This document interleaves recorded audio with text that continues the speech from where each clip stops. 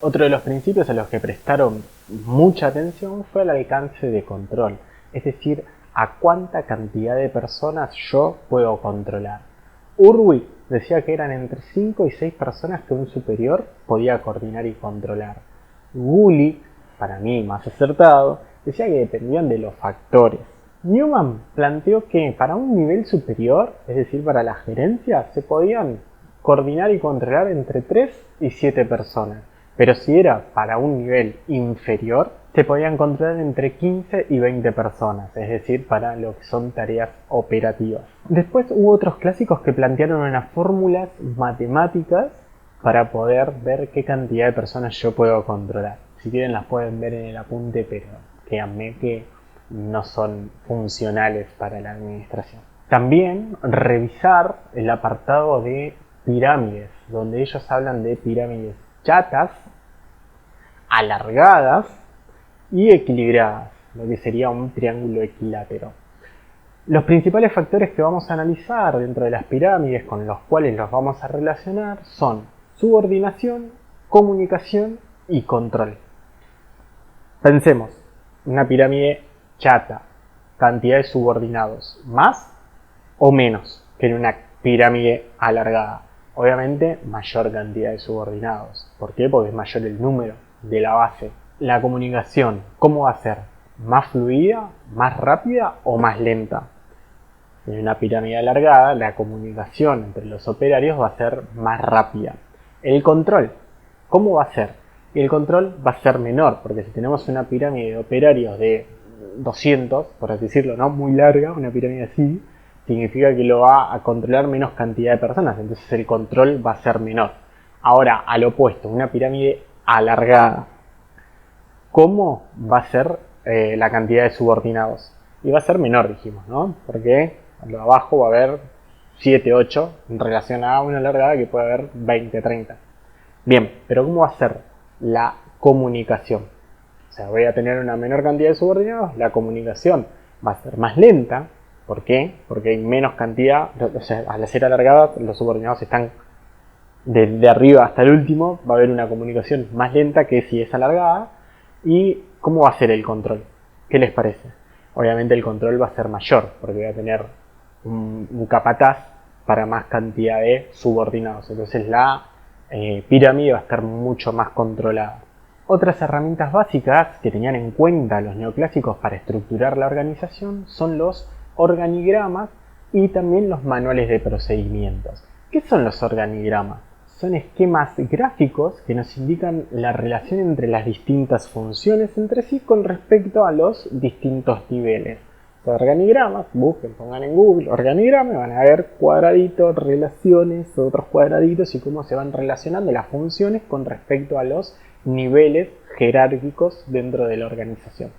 Y los manuales son textos escritos que nos dicen detalladamente qué función, qué tarea, qué aplicación hay que hacer o tiene cada cargo dentro de la organización. Lo que buscaban los neoclásicos era universalizar, es decir, que cada definición que ellos daban de organigrama, de pirámide y demás sirva para todas las organizaciones, como leyes fundamentales, como si fuese la ley de la gravedad, bueno, una cosa así para las organizaciones. Por eso crearon el modelo ACME, donde participaban un montón de ingenieros y consultores para poder establecer cuáles eran los organigramas, las pirámides y los manuales de procedimiento que mejor funcionaban para distintos tipos de organización. A través del modelo ACME elaboraron distintas normas de aplicación general para distintas funciones que se relacionaban con distintos tipos de dirección. El sistema se basaba en 4 líneas básicas y 3 funciones. Son 7 que se relacionan, que si quieren lo pueden buscar en el texto y analizarlo. Pero también no vamos a profundizar mucho en el modelo ACME, sin entender que eran normas generales de aplicación universal para las organizaciones. Bien, aspectos positivos de la escuela neoclásica. Esto del ajuste, de la adecuación, de alguna manera ellos actualizaron la administración, todos los principios clásicos los fueron actualizando y llevándolos a la época. Eso puede ser positivo. Otro aspecto positivo también son todos los aportes que hicieron a la eficiencia, a la estructura, al control y a los esquemas de las organizaciones. De alguna manera es un aspecto a tener en cuenta, relevante, importante, que en el día de hoy se sigue viendo en algunos textos de administración y que a algún administrador todavía le puede llegar a funcionar. Y aspectos negativos, bueno, acá sí tenemos varios, pero ¿por qué? Porque sigue siendo de una escuela vieja, desactualizada, y como van a ir viendo, en la administración se avanzó bastante en el pensamiento administrativo. Lo primero es que no tuvieron en cuenta la conducta y el comportamiento humano, básico. Digo, dimensión formal no lo tiene en cuenta, esto es negativo. Hay que tener en cuenta que la persona tiene su propio comportamiento y relacionada en grupo cambia su comportamiento y eso influye en la productividad y en la eficiencia de la organización. Otro aspecto negativo es la concepción principista que ellos hicieron a través de leyes, normas universales que sirven para todas las organizaciones. Te cambia la cultura, te cambia la organización, cada cultura de cada organización es única. Digo, cada ser humano es único, entonces la organización también tiene una unicidad que hay que tener en cuenta. Yo no puedo venir y aplicarle una ley universal y encima con la idea de pensar que va a funcionar. Yo tengo que mirar caso por caso, organización por organización. Esta concepción principista y universal es negativo, o sea, vendría a ser un aporte negativo de los clásicos a la administración. Otro aspecto negativo es la ambigüedad, la confusión que tenían en sus teorías y la contradicción que había era grande. Digo, véanlo, si lo analizan, lo estudian, van a encontrar todo el tiempo que hay una contradicción. En las mismas leyes, en las mismas definiciones ya se encuentran estas contradicciones. ¿Sirvió la teoría de los clásicos? Sí, pero solo para algunos casos. Algunas organizaciones sí les funcionaban. Si uno en esa época tenía que ir a buscar un consultor de empresas, se iba a un neoclásico, se iba al que escribió el libro y el que parecía que sabía. Pero no servían para todos los casos. ¿Por qué? Porque hay que mirar caso por caso individualmente, que después con otras escuelas vamos a ir viendo cómo se hace esto.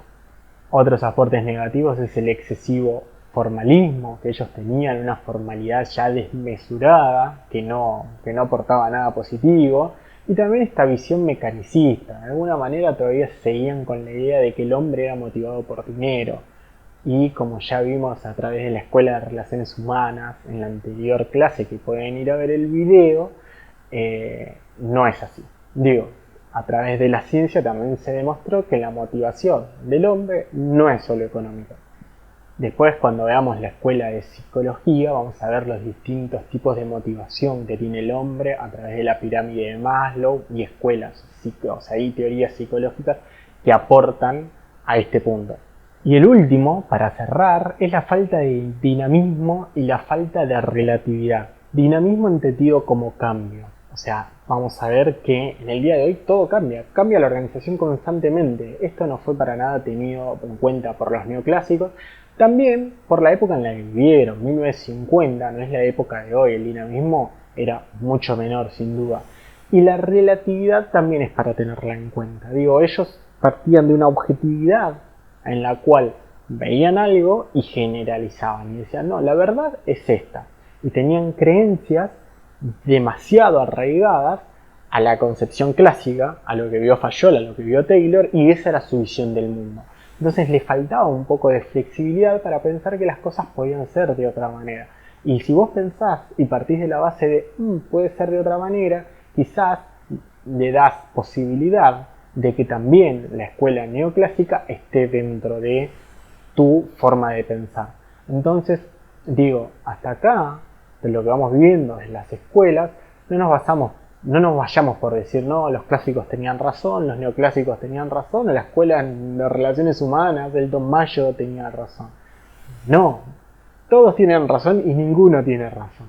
Después nos vamos a ir metiendo en modelos mentales y poder entender cómo a través de cada escuela se forma un modelo mental y vive el mundo de una determinada manera. Pero eso, bueno, será para la próxima clase, para clases más adelante. Muchas gracias a todos por ver otro video más, en la cual vemos el pensamiento administrativo y las distintas escuelas que fueron ocurriendo a lo largo de la historia. Muchas gracias y hasta la próxima clase.